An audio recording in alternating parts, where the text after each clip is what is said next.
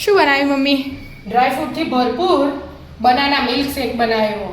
એક ગ્લાસ પીવો ને એનું તો કશું ખાવું ના પડે, આખો દિવસ એનર્જી રહે. એવું ઉપવાસમાં ચાલે એવી રીતે. કેવી રીતે બનાવ્યું? હેડ શીખવાડું તને. એનું આજે બનાના મિલ્ક શેક બનાવવાનો હો. ઉપવાસમાં પીવાય, અત્યારે વ્રત ચાલે ને નાની છોકરીઓના, એમાં પીવાય એવી રીતે. અને 11 છે ને એના માટે સ્પેશિયલ.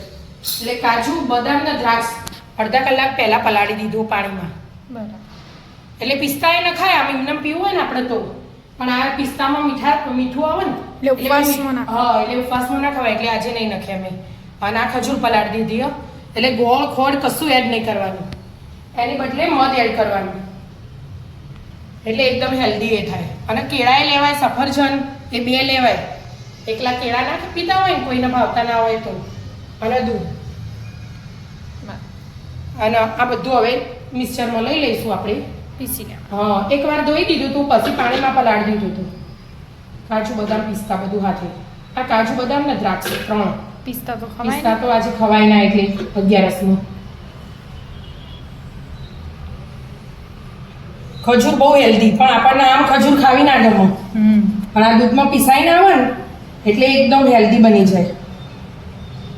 કોઈ નકોરડું કરતું હોય ને, એક ટાઈમ ખાતું ના હોય, અનાજનો ઉપવાસ કરતું હોય, એના માટે બેસ્ટ. અને હવે કેળા લઈ લેવાના. મેં 2 કેળા લીધા.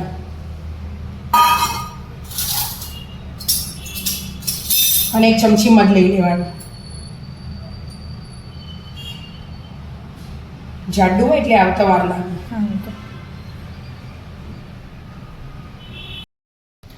એડ કર દો મધ. હા, મધ એડ કરી દેવાનું.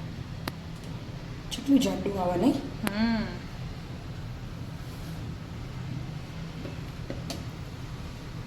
બીજું દૂધ એડ કરી દેવાનું.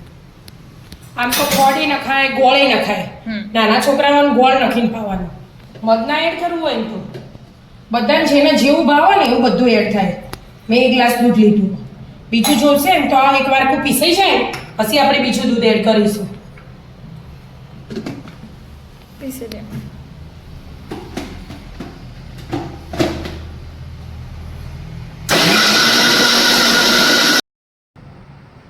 પીસાઈ છે?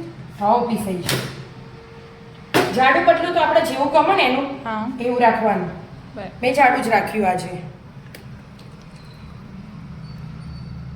એટલે આ તો કેલ્શિયમ પ્રોટીનથી ભરપૂર થઈ જાય, એકદમ મસ્ત.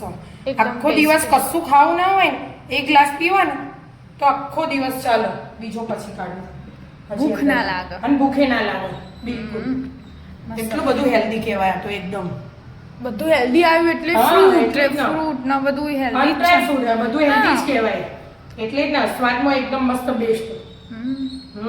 ખાવાની પીવાની મજા આવી મજા આવી જાય. જાય. ચમચીથી ખો, તમે આમાં બરફ એડ કરવો હોય તો એ થાય. એટલે ઠંડુ મસ્ત લાગે. હા, અને પછી આપણે થોડો શણગાર કરીશું. થઈ ગયો સંગાર. હવે બેટા થઈ ગયું જો. મસ્ત મજાનું હેલ્ધી ડ્રિંક કો, જ્યુસ કો, જ્યુસ ના કહેવાય, Shake milk shake કહેવાય. હા. દૂધ આવ્યું એટલે તો આવી જાવ મિત્રો, મસ્ત મજાનું બદાના મિલ્ક શેક પીવા. Banana milk shake. Dry fruit થી ભરપૂર, એકદમ હેલ્ધી. મિત્રો અમારા વિડીયો ગમતા હોય તો લાઈક શેર અને સબસ્ક્રાઇબ કરજો. રાધે રાધે.